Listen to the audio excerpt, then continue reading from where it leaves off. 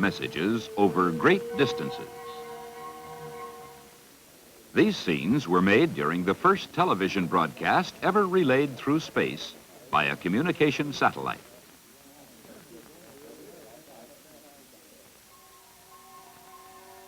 Why do we use satellites like these for long-distance communication?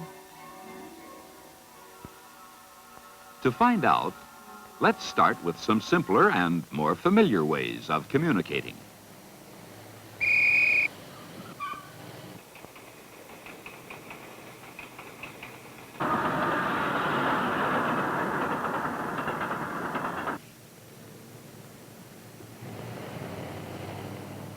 These are all ways of communicating, sending and receiving messages. They are useful over short distances. If we are for line of sight. Line of sight or straight line signals are often used by sailors on ships. Blinker lights on one ship can be used to send signals in a straight line to other ships.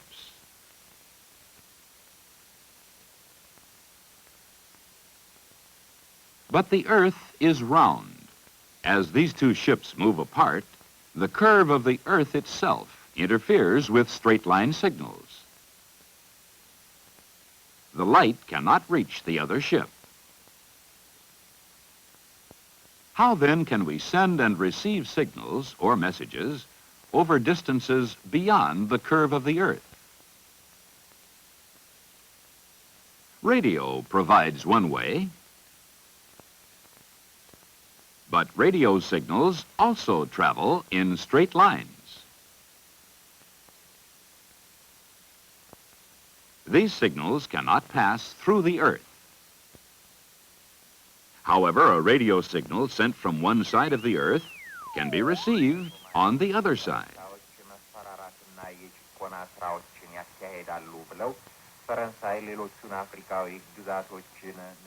This is done by making use of a special part of the atmosphere high above the Earth. This part of the atmosphere is called the ionosphere.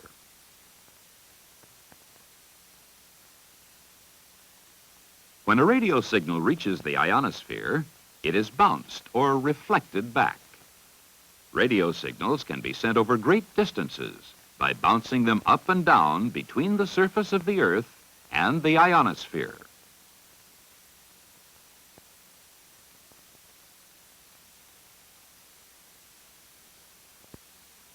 Under ideal conditions, radio signals can be bounced all the way from one side of the Earth to the other.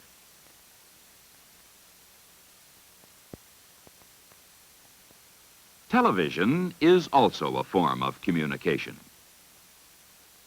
Television signals, however, are not reflected by the ionosphere. Instead, they pass right through the ionosphere and are lost in space.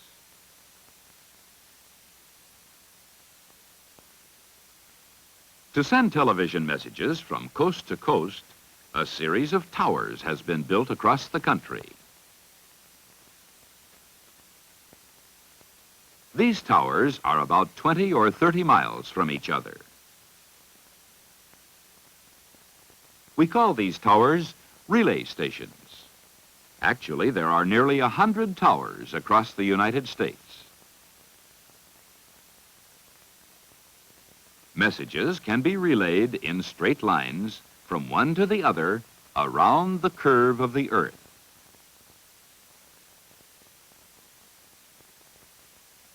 But relay stations like these would be difficult to build across oceans. One way to send television messages across an ocean would be to place some kind of mirror or reflector in the sky. If it were high enough, signals might then be aimed at it to be bounced or reflected back to receiving stations on the other side of the ocean around the curve of the Earth. The first such reflector was a huge, shiny plastic balloon called Echo.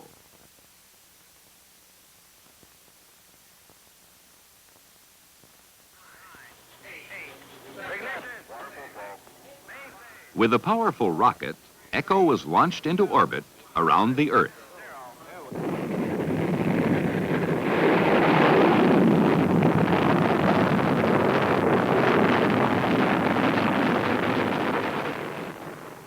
These photographs, actually taken from a rocket, show how Echo was released and inflated in space.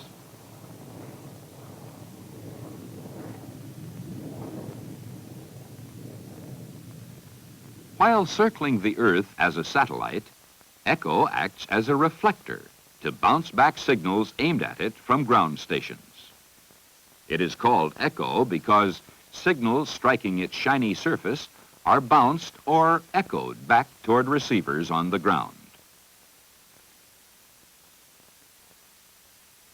Because the signals Echo reflects must travel such great distances, they lose much of their strength by the time they again reach the Earth.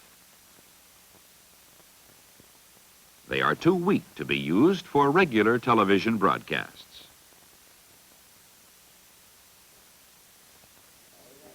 In order to get a stronger signal, satellites have been developed which carry electronic equipment.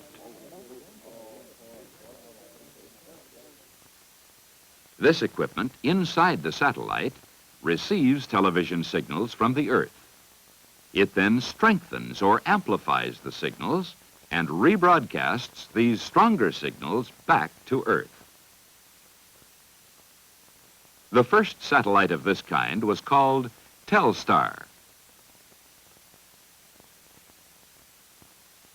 But because television signals travel in straight lines, a satellite, like Echo or Telstar, can receive signals only when it rises above the curve of the Earth and is in line with a ground station.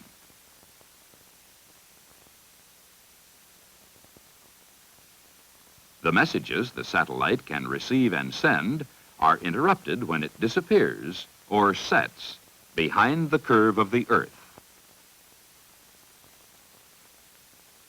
To avoid these interruptions, a series of satellites is needed. Each follows the other, so an approaching satellite appears before the previous satellite is out of range. The signal can be transferred from one satellite to the next without interruption.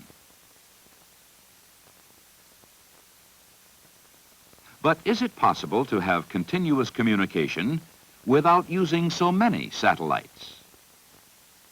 The height or altitude of a satellite determines the time it will take to make one complete orbit around the Earth. A low-altitude satellite will go around the Earth several times a day.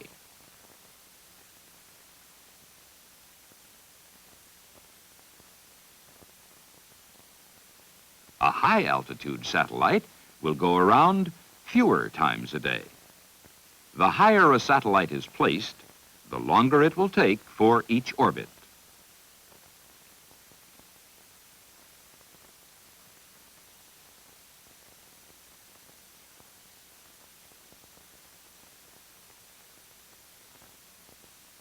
A satellite placed a little more than 22,000 miles above the equator will take exactly 24 hours for each orbit.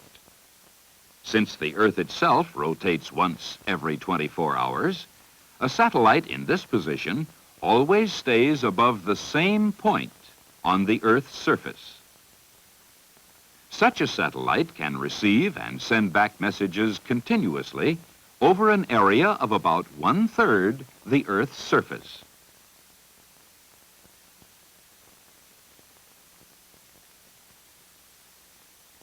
The first such high-altitude satellite to be developed was called Syncom. Here, some of its delicate but high-powered equipment is made ready for installation.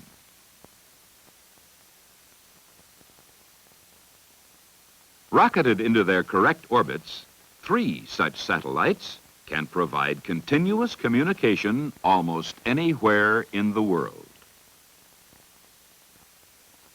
Because light, radio, and television signals travel in straight lines, the curve of the Earth interferes with long-distance communication.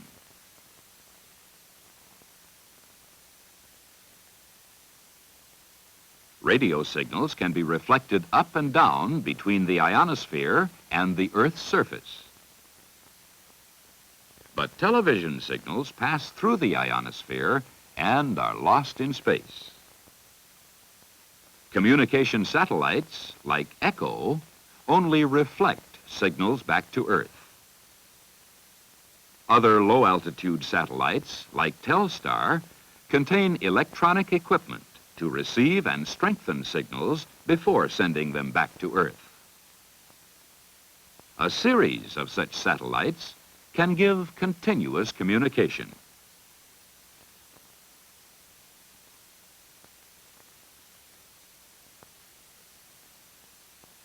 Or 3 high-altitude satellites can relay messages without interruption to almost any point on Earth. Satellites may soon be the principal means of communication from continent to continent here on Earth, and they may someday even act as relay stations to receive and send messages to bases on distant planets.